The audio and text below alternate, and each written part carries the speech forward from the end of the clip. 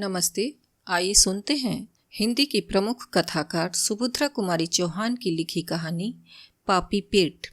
यदि आपने अभी तक मेरे चैनल को सब्सक्राइब नहीं किया है तो कृपया चैनल को सब्सक्राइब करें और नवीनतम कहानियों के लिए घंटी के बटन को दबाएं। आज सभा में लाठीचार्ज हुआ। प्रायः 5000 निहत्थे और शांत मनुष्यों पर पुलिस के 50 जवान लोहबंद लाठियां लिए हुए टूट पड़े। लोग अपनी जान बचाकर भागे, पर भागते भागते भी प्रायः 500 आदमियों को सख्त चोटें आईं और 3 तो बेहोश होकर सभा स्थल में ही गिर पड़े। 3-4 प्रमुख व्यक्ति गिरफ्तार करके जेल भेज दिए गए। पुलिस ने झंडे के विशाल खंभे को काटकर गिरा दिया और आग लगा दी। तिरंगा झंडा फाड़कर पैरों से रौंद डाला गया। सबके हृदय में सरकार की सत्ता का आतंक छा गया। प्रकट रूप में विजय पुलिस की ही हुई। उनके सामने सभी लोग भागते हुए नजर आए और यदि किसी ने अपनी जगह पर खड़े रहने का साहस दिखलाया तो वह लाठियों की मार से धराशायी कर दिया गया। परंतु इस विजय के होते हुए भी उन चेहरों पर विजय का उल्लास नहीं था, प्रत्युत ग्लानि ही छाई थी। उनकी चाल में आनंद का हल्कापन न था, वरन ऐसा मालूम होता था कि जैसे पैर मन भर के हो रहे हों। हृदय उछल नहीं रहा था, वरन एक प्रकार से दबा सा जा रहा था। पुलिस लाइन में पहुंचकर सिपाही लाठीचार्ज की चर्चा करने लगी। सभी को लाठीचार्ज करने, निहत्थे निरपराध व्यक्तियों पर हाथ चलाने का अफसोस हो रहा था। सिपाही राम खिलावन ने अपनी कोठरी में जाकर अंदर से दरवाज़ा लगा लिया और अपनी लाठी चूल्हे में जला दी। उसकी लाठी के वार से एक सुकुमार बालक की खोपड़ी फट गई थी। उसने मन में कहा, बेचारे निहत्थे और निरपराधों को कुत्तों की तरह लाठी से मारना, राम राम, यह हत्या किसके लिए? पेट के लिए? इस पापी पेट को तो जानवर भी भर लेते हैं, फिर हम आदमी होकर इतना पाप क्यों करें? इस 20 रुपट्टी के लिए यह कसाईपन? ना, अब तो यह ना हो सकेगा। जिस परमात्मा ने पेट दिया है वह अन्न भी देगा। लानत है ऐसी नौकरी पर। और दूसरे दिन नौकरी से इस्तीफा देकर वह अपने देश को चला गया। थानेदार बरकतुल्ला लाठीचार्ज के समय चिल्ला चिल्लाकर हुक्म दे रहे थे, मारो सालों को, आए हैं बड़े स्वराज्य लेने, लगे खूब कस के। परंतु अपने क्वार्टर्स में पहुंचते पहुंचते उनका जोश ठंडा पड़ गया। वे जबान के खराब अवश्य थे, पर हृदय के इतने खराब न थे। दरवाजे के अंदर पैर रखते ही उनकी बीवी ने कहा, देखो तो यह गफूर कैसा फूट फूट कर रो रहा है। क्या किया है आज तुमने? बार बार पूछने पर भी यही कहता है कि अब्बा ने गोपू को जान से मार डाला है। मेरी तो समझ में नहीं आता कि क्या हुआ। सुनते ही थानेदार साहब सर थाम कर बैठ गए। गोपाल बहुत सीधा और स्नेही लड़का था। थानेदार का लड़का और गोपाल एक ही कक्षा में पढ़ते थे और दोनों में खूब दोस्ती थी। थानेदार और उनकी बीवी दोनों ही गोपाल को अपने लड़के की ही तरह प्यार करती थी। थानेदार को बड़ा अफसोस हुआ। बोले, आग लगे ऐसी नौकरी में, गिराने का जमाना है, वरना मैं तो इस्तीफा देकर चल देता। पर करूं तो क्या करूं? घर में बीवी बच्चे हैं, बूढ़ी माँ है, इनका निर्वाह कैसे हो? नौकरी बुरी जरूर है, पर पेट का सवाल इससे भी बुरा है। आज 60 रुपये माहवार मिलते हैं। नौकरी छोड़ने पर कोई 20 रुपट्टी को भी न पूछेगा। पापी पेट के लिए नौकरी तो करनी ही पड़ेगी।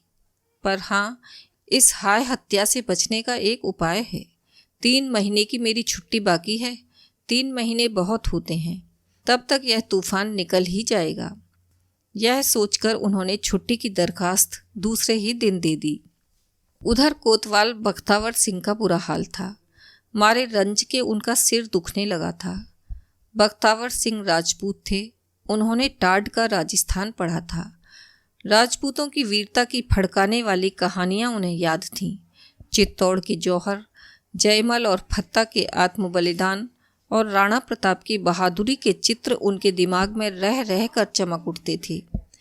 सोचते थे कि मैं समस्त राजपूत जाति की वीरता का वारिस हूँ। उनका सदियों का संचित गौरव मुझे प्राप्त है।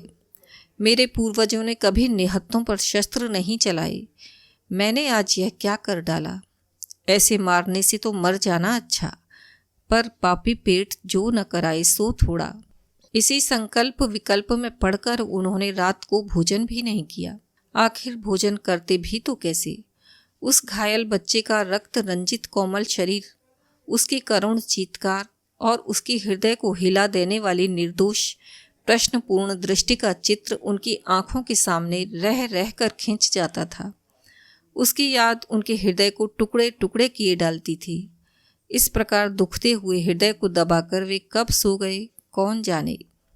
सवेरे उठने पर उन्हें याद आई कि कल ही जो उन्हें तनख्वाह के 300 रुपये मिले थे उसे वे कोट की जेब में ही रख कर सो गए थे, कहीं किसी ने निकाल न लिए हों। इस ख्याल से झटपट उन्होंने कोट की जेब में हाथ डाला और नोट निकालकर गिनने लगे। एक एक करके गिने। 100 के 3 नोट थे। उन पर सम्राट की तस्वीर बनी थी और गवर्नमेंट की तरफ से किसी के हस्ताक्षर पर यह लिखा हुआ था कि मैं मांगते ही 100 रुपये देने का वादा करता हूँ। रुक्का इंदुल तबल प्रामिसरी नोट, मांगते ही 100 रुपये।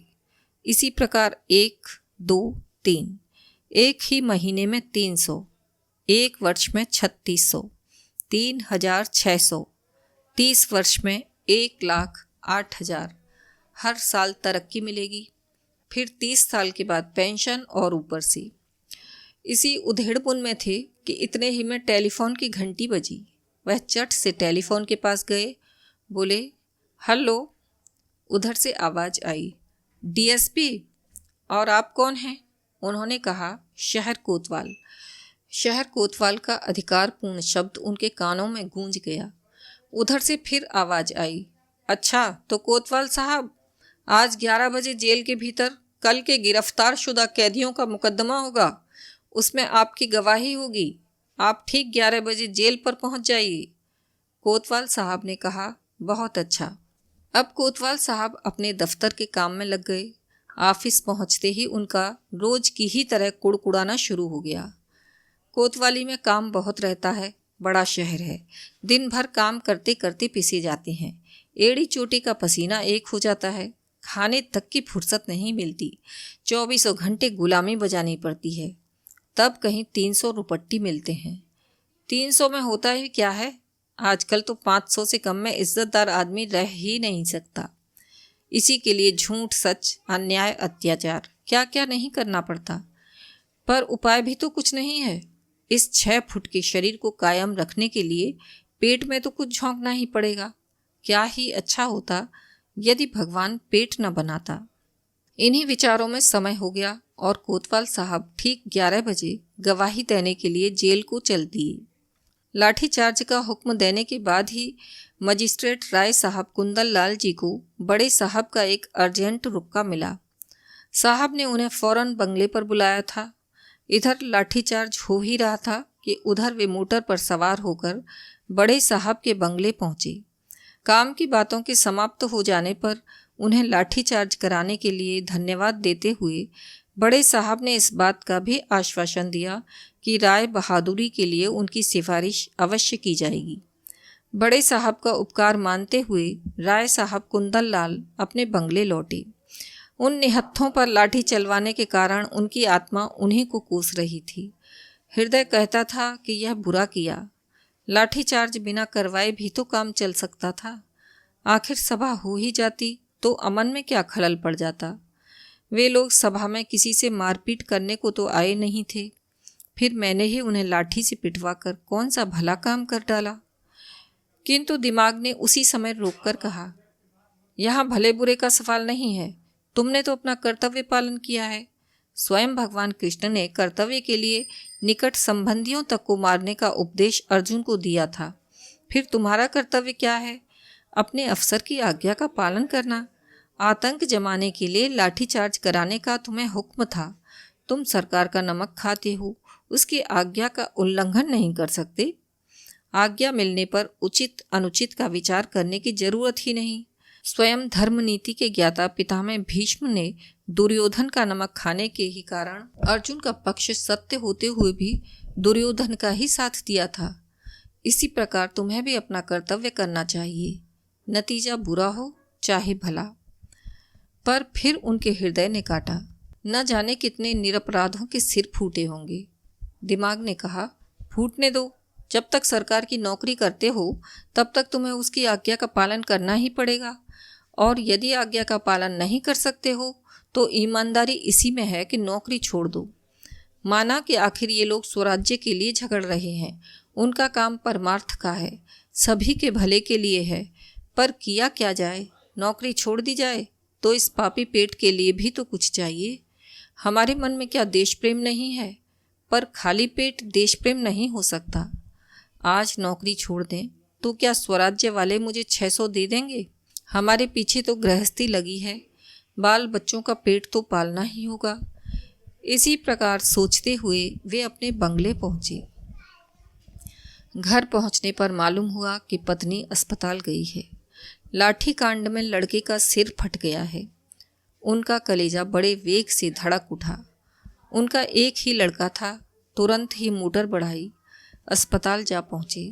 देखा कि उनकी स्त्री गोपू को गोद में लिए बैठी आंसू बहा रही है। गोपू के सिर में पट्टी बंधी है और उसकी आंखें बंद हैं।